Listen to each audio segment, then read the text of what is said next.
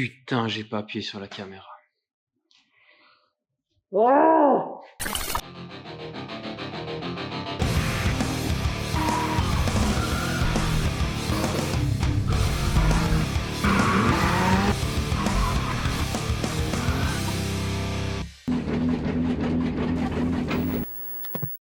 Bon, prochain problème. Embrayage, volomoteur.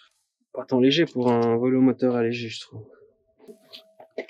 Les butées, le centreur, la fourchette et les vis. Oui, je dis les butées parce que je me suis fait chier à trouver et commander ça là. Une butée d'embrayage Sachs.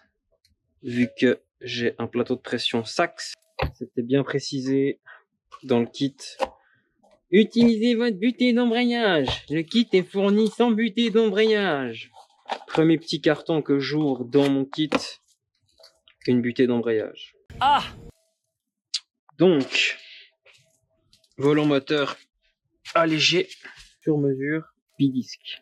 1000 Nm de couple. Il est capable d'encaisser.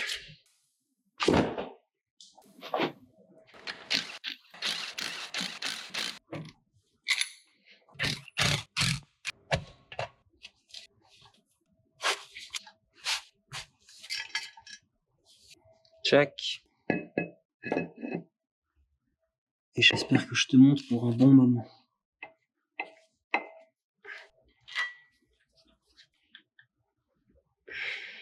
Bon. Je vais faire un truc un peu de paysan malpropre. J'ai pas tant le choix. Ah, c'est mieux là.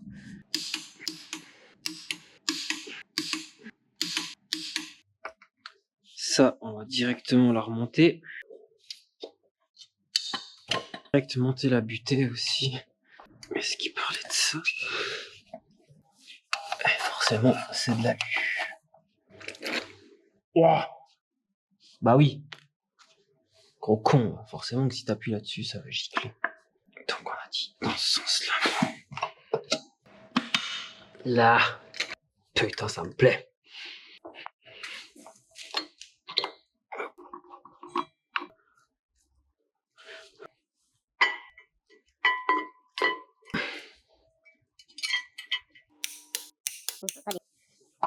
Hop.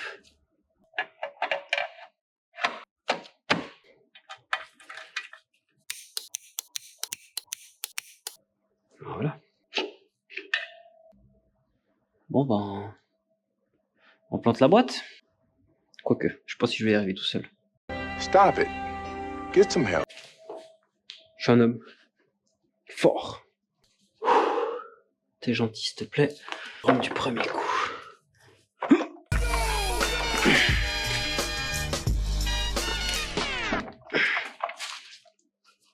Peut-être enlever la lampe dedans, ce serait bien. Allez.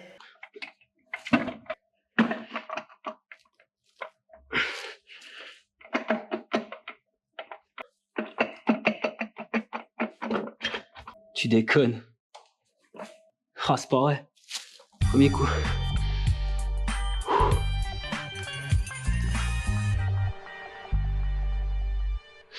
Ah, putain. Je suis vraiment une merde. J'ai oublié cette... Ah putain, c'était trop beau pour que ça se passe bien du premier coup, franchement.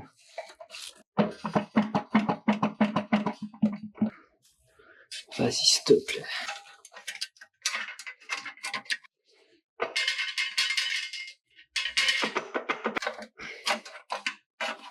C'est pas genre magnifique ça.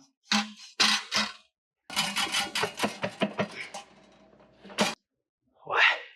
Putain, est-ce que c'est humain de monter une boîte à vitesse avec 4 vis? Monsieur le démarreur que... Bon, même si on dirait pas comme ça, j'ai révisé.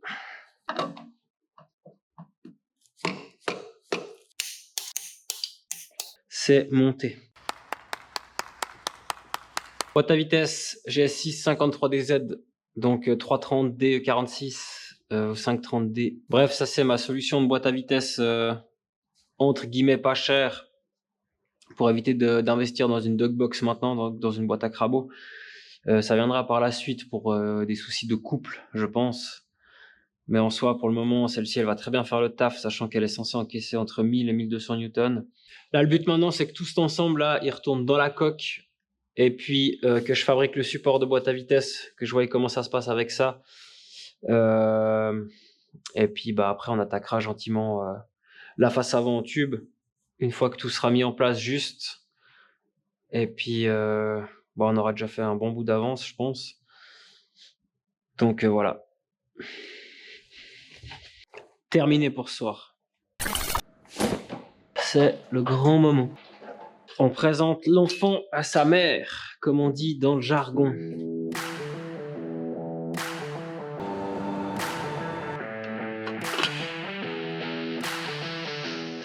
Putain, elle est quand même grosse cette putain de boîte à vitesse.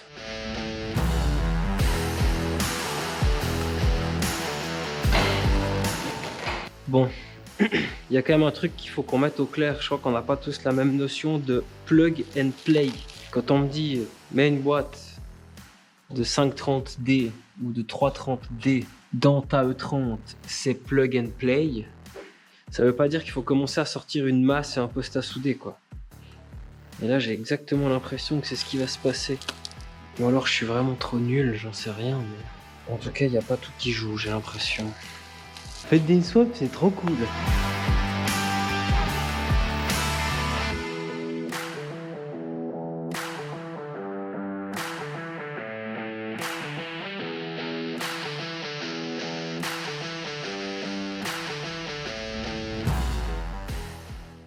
Bon voilà, mon ensemble moteur boîte enfin a pris place dans ma coque. Ben, on verra si j'ai bien bossé. Normalement, la prochaine fois que j'enlève l'ensemble moteur boîte de la coque, ça va être pour faire la peinture. La putain de blague dans tout ça là, c'est que cette merde, je dois la renlever maintenant.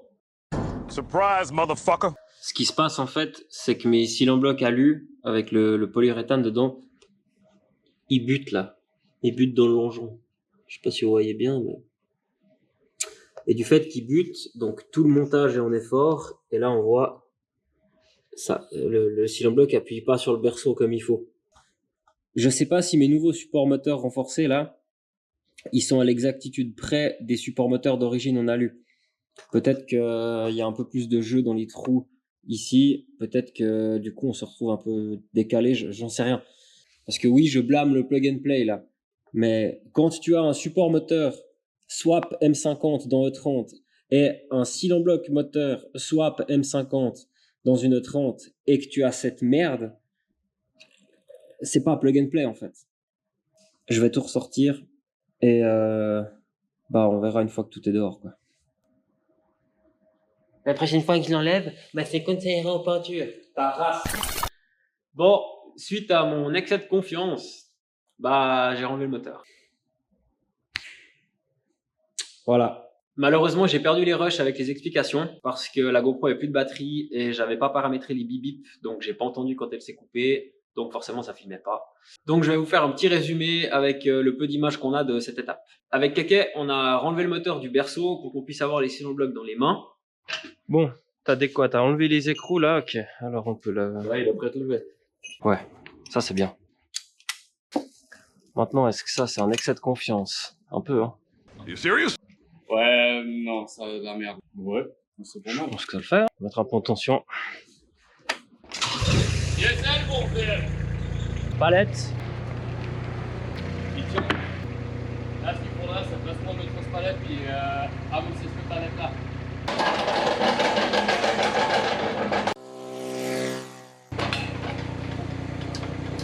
C'est parti. C'est nickel.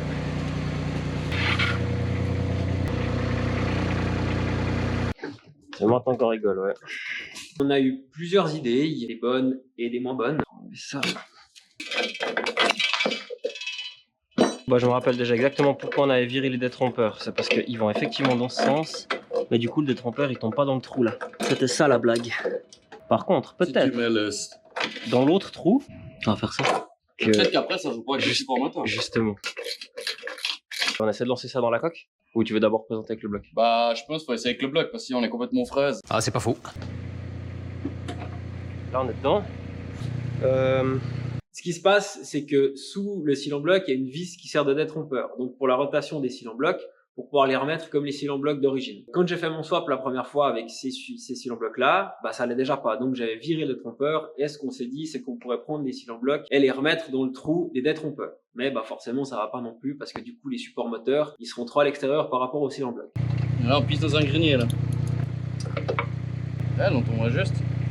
Ils vont aller à l'extérieur, je pense. Donc on a remis les cils en bloc dans les trous de base et on a essayé de jouer sur leur rotation pour pouvoir recentrer le moteur et faire en sorte que ça touche plus dans les longerons. Donc potentiellement que si on les remet comme ils étaient mais qu'on les tourne, peut-être on arrive. On a remarqué aussi qu'il y avait les plats, donc les cils en bloc sont ronds et il y a deux plats où c'est qu'il y a la réclame dessus. Et on s'est dit que le plat peut-être faisait juste le gap qui fasse que ça touche dans les longerons. Ce serait relativement beau que ça tombe comme ça juste. Ça reste que c'est des putains de cils en bloc swap M50 en E30 et tu dois quand même enlever le détrompeur.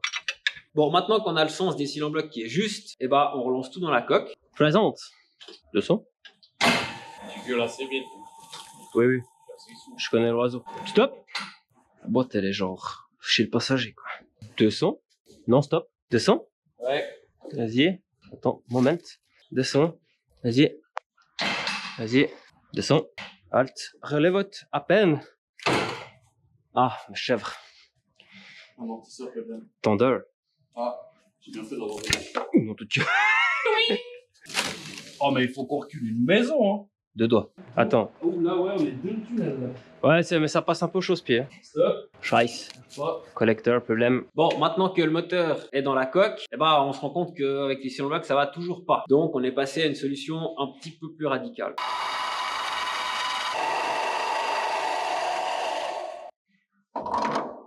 Faut essayer comme ça. Vas-y. Je sais pas si t'as l'impression que je t'aide. Ah, voilà. Ouais, bah en fait,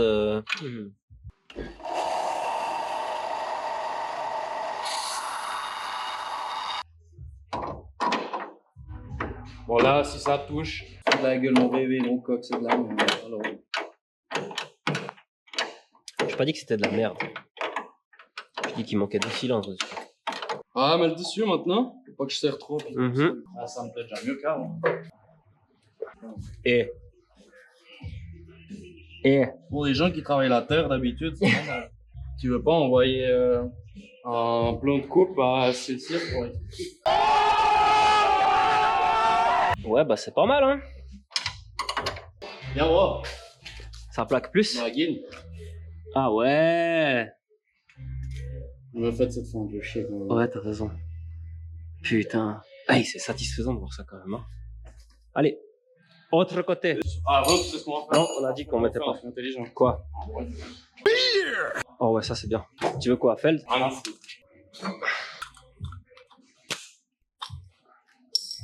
Santé.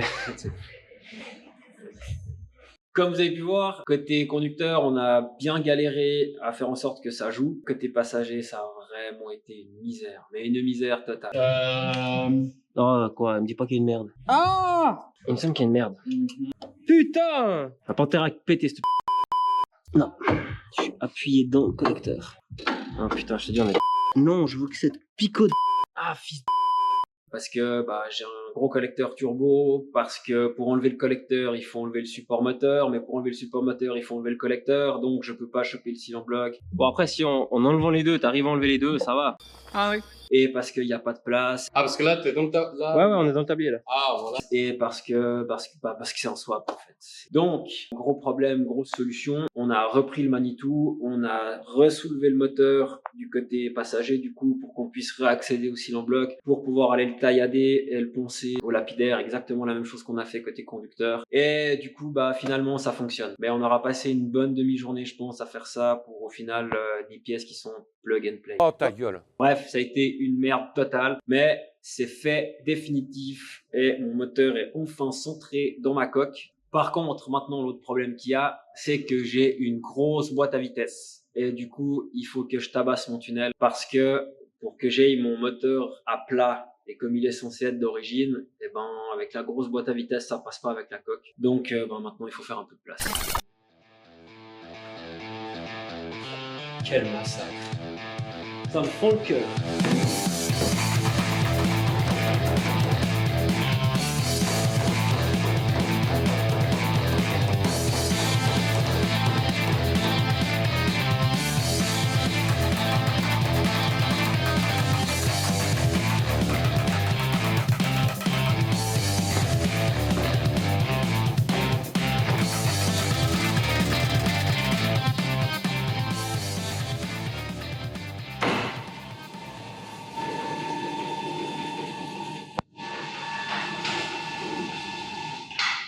Oh.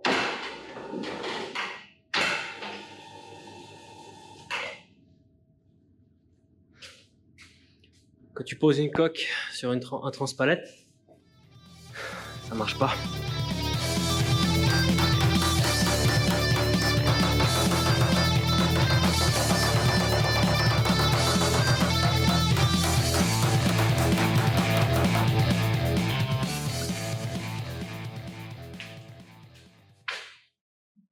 Il ne sera plus qu'à prier que ça passe.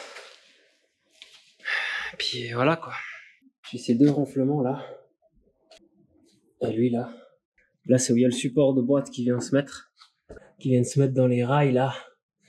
Et du coup, en fait c'est des renforts en tôle de, je sais pas, 3 mm en tout cas. Embouti comme hack. Putain c'est du chien. C'est du béton armé. J'en ai sec putain. Ça fait 3 quarts d'heure là que je suis en train de taper comme un débile avec ma masse. À mettre des putains de pétés dans mon tunnel. Pour faire de la place pour cette putain de boîte. Je suis raide. Je vais pas vous mentir. J'ai dit que la prochaine fois que je sortirai mon moteur et ma boîte de la coque, c'était pour aller en peinture. C'est pas le cas du tout. J'en suis à 6 fois là, 7 fois. J'en ai marre. Puis c'est certainement pas fini. Hein. Bon, du coup, non, c'est pas fini. Finalement, j'ai ressorti mon moteur, je pense, une dizaine de fois. La cloche de la boîte touchait toujours dans le tunnel, malgré que j'ai tapé. J'ai pas fait assez, donc j'ai dû le renlever, retaper, le remettre, retaper encore. Du coup, voilà. Ensuite de ça, j'avais un autre problème. C'est que mon moteur était, certes, centré dans la coque, mais centré, genre, de travers comme ça. Genre vraiment en diagonale. Ce qui fait qu'entre l'arbre de sortie de boîte et le nez de pont, je me retrouvais complètement désaligné. Donc j'ai repris les cils en bloc de nouveau au lapidaire pour que je puisse les tourner un petit peu plus et du coup que mon moteur se remette bien aligné dans la coque. En théorie c'est bon. On verra ça quand je sortirai la prochaine fois. Si possible quand ça ira en peinture cette fois. Maintenant je vais pouvoir m'attaquer au support de boîte et à la tringle. Donc je vais prendre quelques petites mesures et puis fabriquer mon support de boîte en espérant que ma tringle passe. En théorie ça devrait pas me prendre trop de temps mais bon, vu comment ça se passe ces temps, j'imagine que ça va pas aller comme il faut. Et si tout se passe bien, une fois que ça c'est fait, je pourrais enfin attaquer la face avant et puis aller de l'avant avec ça. Dans le prochain épisode, fabrication du support de boîte à vitesse. Oh mais tu me pètes les couilles. 12 juillet, j'étais, je pense, sur le petit tabouret rouge là, à peu près au même endroit où il est là.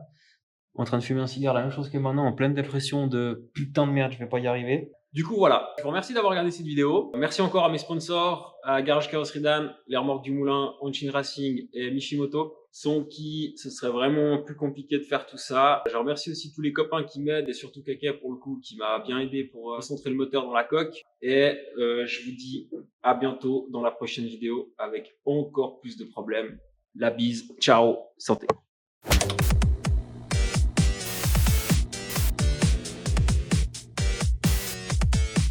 Oh, c'est nul. Vraiment, c'est de la merde.